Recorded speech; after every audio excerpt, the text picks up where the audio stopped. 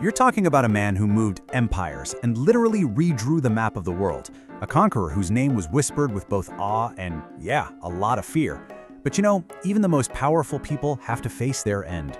Today, we're going to dig into the final, really mysterious hours of Sultan Mehmed II. It's a pretty interesting question when you stop and think about it, right? Do they go out in some blaze of glory on the battlefield? Or does the end come quietly, from an enemy they can't even see? Well, for Mehmed the Conqueror, the answer was way, way stranger than anyone could have ever predicted. So, picture this. The year is 1481. It's been less than 30 years since he pulled off the impossible and conquered Constantinople. And Mehmed, this is not a guy who's just kicking back and relaxing. Oh no, he's on the move again, leading this massive army on a top-secret campaign. His ambition is still burning just as brightly as ever. But look, to really get why what happens next is so shocking, you've got to understand the sheer scale of this guy. This wasn't just some king or ruler, this was the Conqueror. And just look at these titles. They tell you everything you need to know. He didn't just see himself as a Turkish sultan. By calling himself Caesar of Rome, he was basically declaring himself the heir to the entire Roman Empire. He was the lord of Europe and Asia, the Black Sea and the Mediterranean. I mean, he was in every sense of the word a giant of his time. And this timeline right here really shows you his relentless drive. Think about it. He ends a 1,000-year-old empire in 1453, but does he stop? No way. He keeps pushing, east, west, and even launches an invasion of Italy just a year before he dies. This final campaign in 1481, well, it was supposed to be his next great masterpiece. The entire world was holding its breath to see where he'd strike next. But right then, just as this unstoppable force gets going, everything comes to a grinding, shocking halt. And this is where the story just takes this wild turn. On one side, you've got this grand ambition, this huge army, this secret plan that had all of Europe shaking in its boots. And on the other side, the harsh reality. Just a few days' march from his capital, the Sultan himself collapses, struck down by a sudden, incredibly violent illness.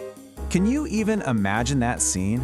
The sounds of a massive army camped just outside, waiting for a command from a man who can't even stand up?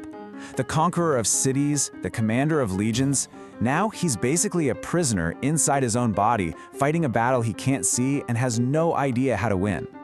So, the clock is ticking now, big time.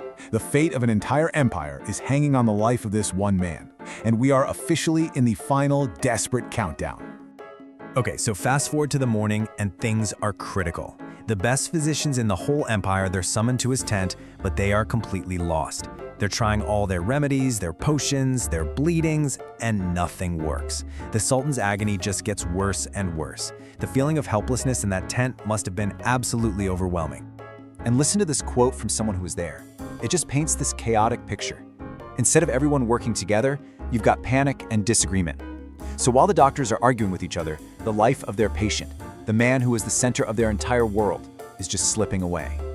By evening, it's pretty much over. A profound silence falls. The Sultan slips into a coma.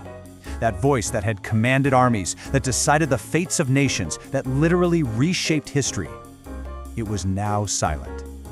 There were no final words, no last command, just nothing. So with the Sultan gone, the problem isn't medical anymore. Oh no, it's political. And the shockwaves, they're about to rip through the entire empire. Look, when a leader this powerful dies so suddenly, chaos is pretty much guaranteed. First, the Grand Vizier, he's like the Prime Minister, he tries to keep the Sultan's death a secret. Then, this frantic race begins to get the news to his two rival sons, Bayezid and Cem. See, the Ottomans didn't really have a clear firstborn son gets the throne rule. A sultan's death was like a starting gun for his sons to race to the capital, and the winner often had to, well, let's just say, eliminate his brothers to secure his power. The Janissaries, the elite soldiers, they knew this, and sensing a civil war was coming, they started to riot. And that brings us to this idea of a power vacuum. It's the perfect description for what's happening here. Mehmed's grip on the empire was so total, so absolute, that his sudden death created this huge void. And in the high-stakes world of Ottoman politics, that wasn't just a vacuum, it was a tinderbox. It basically guaranteed that the empty space left by the Sultan was about to be filled with a whole lot of violence and instability. So where does all this leave us? What's the real legacy of this towering historical figure?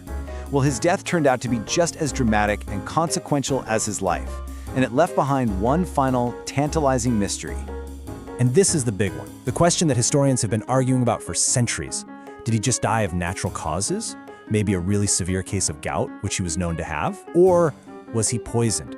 The suddenness and the violence of it all have always made people suspicious. And let me tell you, the list of potential suspects is long. His biggest enemies, the Venetians, maybe one of his own sons who is eager for the throne, even a rival physician. The truth is, we'll probably never know for sure. So, at the end of the day, we're left with this thought. Here's a man who conquered Constantinople and built an empire that would last for over 450 more years. But his final, unplanned act was to plunge that very same empire into chaos, sparking a bitter civil war between his sons. It's just a powerful reminder, isn't it? That even for the greatest of conquerors, their final legacy is never entirely in their own hands.